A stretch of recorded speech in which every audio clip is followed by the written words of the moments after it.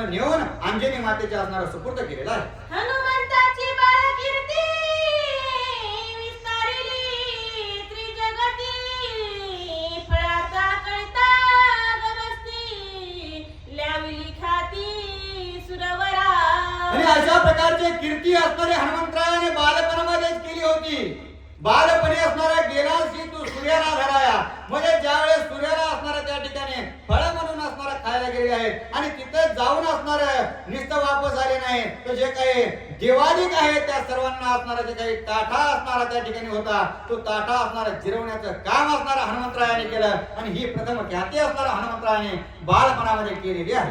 हनुमंताचे सामर्थ्य सिद्धातीची देवी दिधले वरद, हनुमंत कीर्ती अति अघालन तेने सुख श्रीरामा. आणि अशा प्रकारे असणारा हनुमंतराय बलवान आहे. ते असणारा बलवान असून सर्व असणारा देवाचा आशीर्वाद प्राप्त करून घेतलेला आहे. आणि हे ज्यावेळेस असणार कथा त्या ठिकाणी अगस्त्य ऋषी प्रभू रामचंद्रांना सांगू लागले आहेत आणि त्याच असणाऱ्या कथेमध्ये ज्यावेळेस प्रभू रामांनी हनुमंतरायाची ख्याती ऐकली, त्यावेळेस असणारा प्रभू रामचंद्रांना अत्यंत आनंद झालेला आहे. जे सामर्थ्य श्रीरामा सीतेची शक्ती हनुमंतासी, एकात्मता अहर्निशी लोकक्रियसी देवभक्ता. आणि ज्ञानबाबा आपल्याला सांगू लागले आहेत की जशा प्रकारे असणारा प्रभू रामचंद्रामध्ये सामर्थ्य आहे, तशाच प्रकारे असणारा हनुमंतरायामध्ये आहे. कारण का महादेवाच्या असणारा त्या ठिकाणी महादेवाने अवतार हनुमंतरायाचा धरलेला आहे आणि भगवान विष्णूने असणारा प्रभू रामचंद्राचा अवतार धरलेला आहे. जशा प्रकारे असणारा एकच दिवा आहे जो असणारा जंगलात असणारा पेटलेला आहे आणि इथं असणारा पंक्तीमध्ये लावलेला दिवा आहे. दिसायला जरी वेगवेगळे असलं तरी असणार त्यांचं स्वरूप जशा प्रकारे एक आहे, तशा प्रकारे हनुमंतराय आणि प्रभू रामचंद्र त्या ठिकाणी आत्मस्थितीने एक स्वरूप आहे. लोकक्रिया संग्रहार्थ श्रीरामदेव हनुमान भक्त, तोची रामायणी ग्रंथान भक्त सामर्थ्य वायुपुत्री.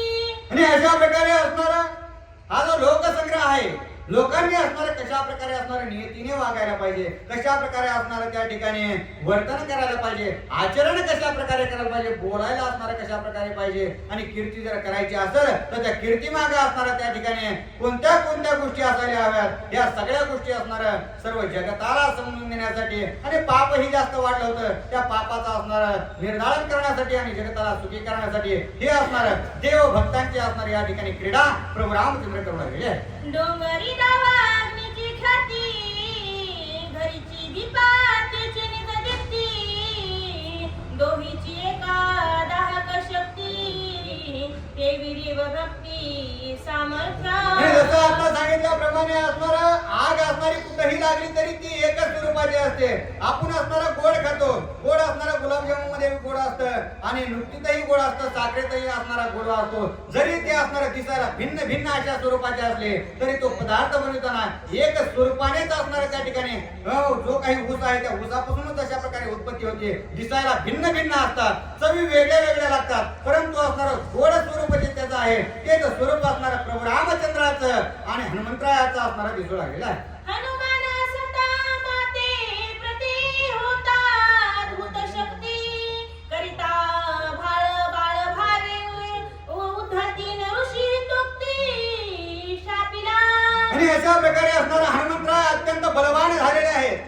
अगोदरच सामर्थ्य जास्त होतं आणि त्यातले त्यात आशीर्वाद असणारे सर्वांचे मिळून घेतले आणि त्याच्यामुळं अत्यंत असणारा बलवान शक्तिमान झाल्यासारखे हनुमंतरायाला वाटू लागलं. आणि त्यातले त्यात ते असणारे बालक होते, ज्या शक्ती असणाऱ्या त्यांना प्राप्त झाल्या त्या आकळीत करण्याची असणाऱ्या त्यांच्यापाशी मती नव्हती आणि त्याच्यामुळे ते काय करायचे, ते जे काही असणार ऋषीवृंद त्या ठिकाणी पूजा अर्चा करायचे त्यांना त्रास देऊ लागले आणि म्हणून असणाऱ्या त्यांना त्यांच्या हनुमंतरायाच्या हितासाठी असणाऱ्या ऋषीवर यांनी शाप दिला. अशा प्रकारे अगस्त्य ऋषी प्रभू रामचंद्रांना सांगू लागले. गंगा तीरी ऋषीची वस्ती, अवघे आश्रम उचलून हाती, हनुमंत ठेवी दूर पर्वती जळण पवती स्नान पाणा.